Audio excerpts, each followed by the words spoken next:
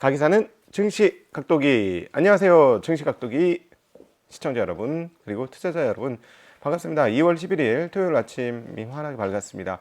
해는 이제 중천을 향해서 가는데 날씨는 뭐 그렇게 썩 좋은 날은 아닌 것 같아요. 대신에 날씨가 매우 따뜻한 것 같습니다. 네, 이제는 확실히 봄이 왔는데요.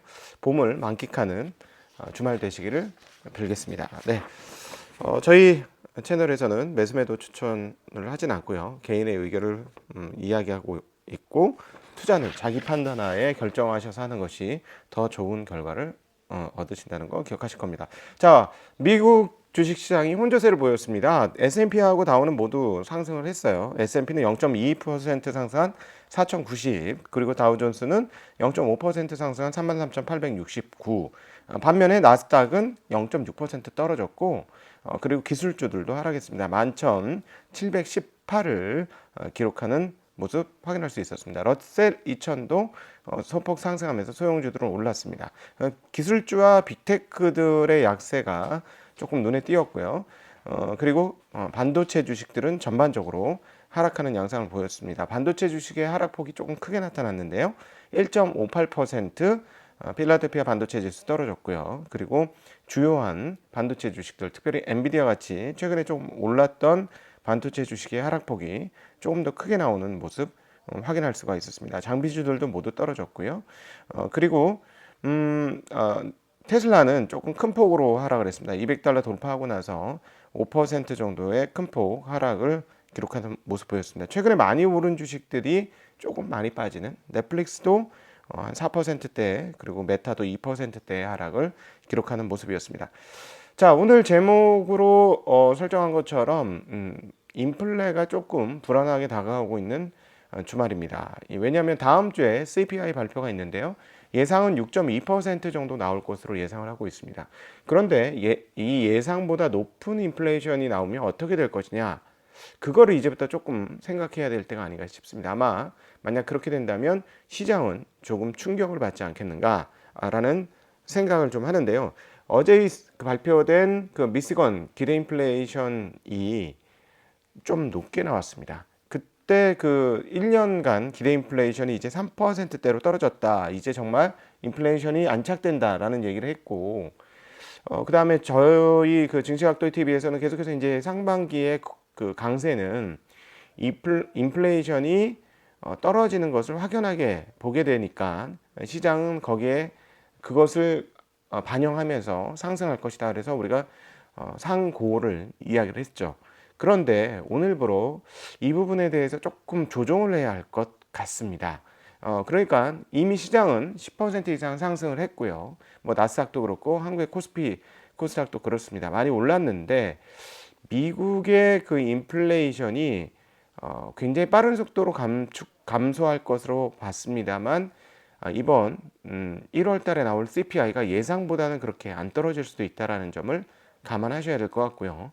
인플레이션 떨어지는 속도가 생각보다 좀 늦을 수도 있다는 걸 감안하셔야 될 것 같습니다. 그래서 이번에 1월 달에 만약에 예상보다 높은 인플레이션이 나오면 과연 어떻게 될 건가를 조금 생각해 봐야 할 것 같습니다. 네, 그래서 저는 이번 CPI가 시장에 조금 충격을 줄 수도 있다는 공간을 열어놔야 되지 않을까 하는 생각을 하는데요. 하나의 박승영 애널께서 주말 칼럼에 아주 재미나고 유익한 칼럼을 올려놨습니다. 왜 어떤 이야기냐면 CPI 기준치가 바뀐다라는 것이죠. 원래 2년에 한 번씩 CPI의 항목 조정을 좀 했었는데 이번부터는 매년 CPI 항목 조정을 하기로 했답니다. 그런데 항목 조정에서 어떻게 됐느냐? 에너지의 반영률이 0.3%포인트 올라갔고요. 신유품이 0.2%포인트 올라갔습니다. 그리고 의료는 오히려 0.2% 정도 빠지게 되는데요. 우리가 이것을 근거로 해서 보면은 1월 CPI가 생각보다 낮지 않을 수 있다는 점을 충분히 생각해 볼 수 있죠. 왜요? 우리가 유가가 작년 말보다는 꽤 올랐습니다. 지금 오늘도 유가가 추가로 상승하는 모습 볼 수 있는데요. 유가가 다시 80달러 근처까지 올라왔습니다. 77.66 하던 WTI가 79달러로 올랐고요. 브렌트도 84에서 86으로 올랐습니다. 게다가 가솔린 가격이 올랐죠. 가솔린 가격은 최근에 제가 업데이트를 좀 덜 해드리긴 했는데 가솔린 가격이 지금 2.5 근처까지 올라와 있습니다. 그러니까 이번 1월 달에 에너지 가격들이 많이 올랐어요. 그렇기 때문에 CPI가 조금 높게 올라올 수 있고, 또 하나 중요한 포인트 중에 하나가 맨하임 중고차 지수를 말씀드렸었는데요. 맨하임 중고차 지수가 파죽지세로 떨어지다 2달 연속 지금 오르고 있습니다. 그런 것들을 감안을 해보면 이번 CPI가 예상보다 올랐을 가능성이 있다. 그러니까 지금 그 박성현 애널은 가솔린이 9.1% 올랐고 중고차도 2.5% 올랐으니 CPI가 떨어지는 속도가 줄어들 수 있다라는 얘기인데, 거기에 뭐 이거는 뭐 데이터니까 충분히 동의를 하는 내용이고요. 그다음에 우리 알고 있습니다만은 연준 인사들조차 뭐라고 발언했죠? 어, 다른 것들은 떨어지는데 집값 관련된 지표가 잘 안 떨어진다는 얘기했습니다.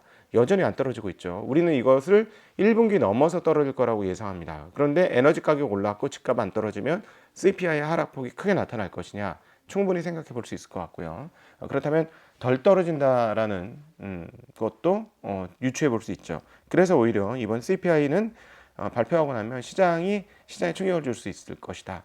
게다가 사람들이 무슨 생각을 합니까? CPI가 상당히 떨어질 거라고 예상하잖아요.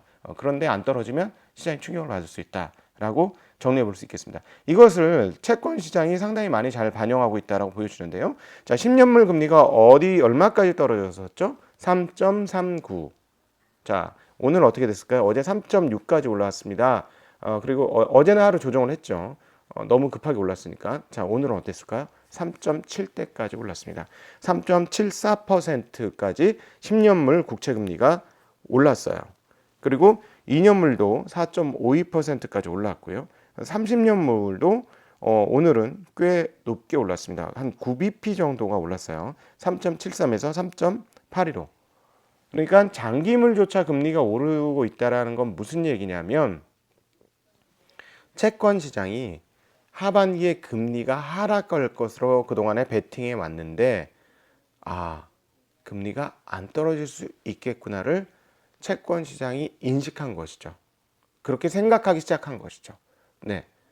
저는 이렇게 얘기했습니다. 금리가 이제 오르는 게 곧 끝날 것이고, 그 다음에 금리를 그렇게 느리게 올리고 끝나야 하반기에 금리를 떨어뜨리지 않을 수 있다. 여기서 금리를 더 올리면 경기가 상당히 무너질 수 있다. 굉장히 경기에 악영향을 미칠 수 있기 때문에 피벗을 해야 되는 상황인데, 그렇지 않을 것 같다. 전략적이라면 FMC가 그런 생각을 해서 말씀을 드렸었는데요. 지금 이제 채권 시장이 하반기에 금리가 안 내려갈 것이다라는 것을 상당히 많이 생각하기 시작했고요. 근데 이제 문제는 뭐냐면, 안 내려가는 정도 수준이 아니라 금리가 조금 더 올라가는 거 아니야? 라는 생각을 지금 하게 만든다는 것이죠. 왜? 앞으로 CPI가 생각보다 덜 빠질 것이고, 연준 인사가 어제도 그 이야기를 연준 인사 발언에서 얘기했지만, 생각보다 좀 느리게 인플레이션이 떨어질 거라는 거를 이제 감안하고 상정해야 된다라는 얘기죠. 자, 오늘 연준 인사 발언이 있었는데요. 자, 패트릭 하커입니다. 최근에 상당히 그 뭐라 할까요? 균형 잡힌 이야기를 많이 하는 총재인데요. 패트릭 하커 필라델피아 연은 총재께서 연준이 5% 이상 금리를 올린 후 중단해야 한다라는 얘기를 했고요. 올해는 금리를 인하하지 않겠지만 인플레이션이 하락하면 2024년에는 인하할 수 있다. 그리고 인플레이션을 2%로 되돌리는 데는 몇 년의 시간이 걸릴 것이다 라는 발언을 했습니다. 저 이 발언에 거의 똑같이 동의를 하고요. 그렇다면 인플레이션이 생각보다 그렇게 많이 안 떨어진다고 한다면 그 연준의 채권 시장의 장기 금리가 너무 많이 낮아졌던 거 아니냐라고 생각해 볼 수 있죠. 그리고 또 하나는 뭐가 있죠? 네, 고용이 튼튼하기 때문에 생각처럼 인플레이션이 확 떨어지지 않을 수도 있다라는 점은 감안하셔야 할 것 같습니다. 자, 그 또 하나 유가가 관련돼서 유가가 올랐는데 유가와 관련된 뉴스가 있었습니다. 지금 그 러시아가 감산을 발표했습니다. 그 알렉산드로 노바 러시아 부총리가 서방의 제재에 대응해서 3월 원유 생산량을 하루에 50만 배럴 줄일 것이다라고 발표를 했고요. 이것은 하루 원래 한 1,000만 배럴 가까이 생산을 하고 있었던 것에 약 5% 감산 조치가 됩니다. 유가가 과연 어떻게 될 것인지도 상당히 관심사항인데요. 80달러대에서 멈출 것이냐 아니면 더 올라갈 것이냐가 핵심입니다. 80달러 초에서 계속 막혔거든요. 그래서 이 부분 잘 앞으로 확인해야 될 대목 같습니다. 자, 그리고 또 하나 이제 재미난 뉴스가 일본 그 중앙은행 총재가 원래 부총재 하시던 분이 할 거라고 다들 예상했어요. 같은 비둘기파.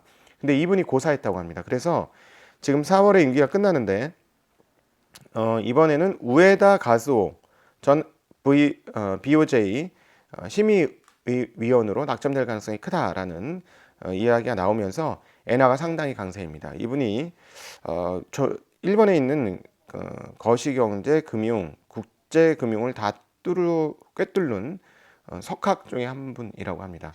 근데 이분이 오면 아무래도 기존의 그로다 하루이코하고 보조를 맞췄던 분이 총재가 되는 것보다는 조금 더 매파적일 수 있어서 오늘 일본 엔화가 상대적으로 상당히 강세였다.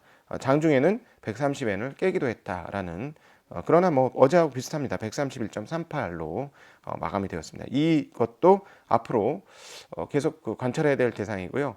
반면에 오늘은 환에서는 유로가 상당히 약세를 보여주었습니다. 유로가 1.073에서 1.067로 상당히 떨어졌고요. 달러는 103.26에서 103.58로 강세를 보여주었습니다. 왜냐하면 인플레이션이 멈추지 않고 금리 인상도 5.0이 끝이 아니라 그보다 조금 더 오를 수 있다라고 지금 생각을 하고 있기 때문에 달러가 올라가고 있는 것이다라고 정리해 볼 수 있겠고요. 원화도 이제 1267원 거의 1268원 정도 수준까지 약세로 전환된 흐름을 보여주었습니다. 미시간대 그 기대 인플레이션이 3.9%에서 4.2%로 좀 올라왔고요. 5년 기대 인플레이션은 2.9%로 똑같습니다. 그리고 미시간대 소비자 심리 지수는 64.9에서 66.4로 소비자 기대 지수는 62.7에서 62.3으로 요건 조금 떨어졌는데 대체적으로 소비자 심리 지수는 상당히 강하게 지금 작동하고 있다. 그리고 소비자 평가 지수는 68.4에서 72.6까지 굉장히 큰 폭으로 오르는 모습 확인할 수 있었습니다. 그리고 어제 우리 건시유가 없어서 말씀을 못 드렸는데 중국의 사회경제 총액이 발표했는데요.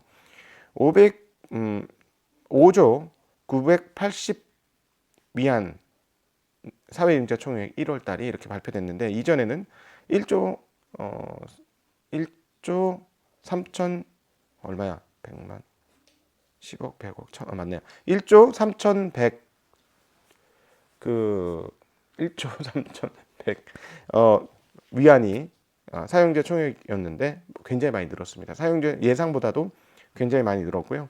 신규 대출도 4조 9천억 위안으로 지난번 4조 위안보다 더 늘었습니다. 중국은 계속해서 돈을 풀고 있다는 것도 확인할 수 있는 대목이 되겠습니다. 자, 오늘 주말 약간 미국의 인플레이션이 좀 걱정이 되고 있는 그런 상황인데 뭐 시장은 한번 조정을 했기 때문에 연속 조정은 하지 않았고 S&P 기준으로 많이 올랐던 나스닥이 조금 빠지고 있는 것 정도를 확인할 수 있겠습니다. 한국 시장은 지금 디커플링이 되었는데 베이시스가 많이 줄어들어서 한국 시장도 미국 시장과 같이 조정할 가능성은 이제 점차 높아지고 있다라는 건 감안하셔야 될 것 같습니다. 자, 이번 주 저희 주말에 계속해서 말씀드렸던 온라인 파트너스의 이창환 대표하고의 대담이 있고요. 그리고 서준식 교수님과 함께하는 월간 서준식, 그리고 홍규빈 선생님과 함께한 대담, 아주 좀 학술적인 대담 있습니다. 조금 어려운 내용일 수 있지만 재미난 내용이니까요. 많이 시청해 주시면 감사하겠습니다. 오늘 하루 행복하시고 주말도 즐거운 주말 되시길 빌겠습니다. 안녕.